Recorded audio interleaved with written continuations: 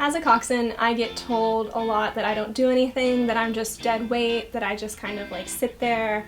People don't really understand the job that we're doing. That's really frustrating for me personally because I'm like, no, I'm a vital part of the team, even though it looks like I'm just sitting there. Like, that's not what's going on. Like, I'm doing so much. You're just yelling, you're just that small person that yells, and I'm like, no, that's not even close to the extent of my job. Hi, I'm Sarah Vest. I am a senior coxswain on the St. Joe's women's rowing team. I'm 5'5" and I weigh 113 pounds. A coxswain is the person who kind of runs the boat.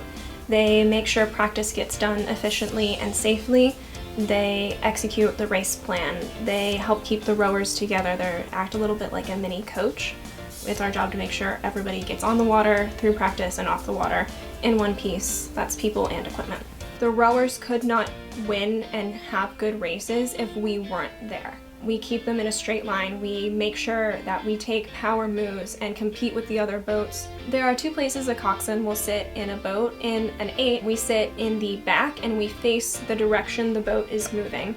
We have our steering on little like strings, and so we can hold onto these strings and push our hands forward, and whichever hand goes forward is the direction the boat will move.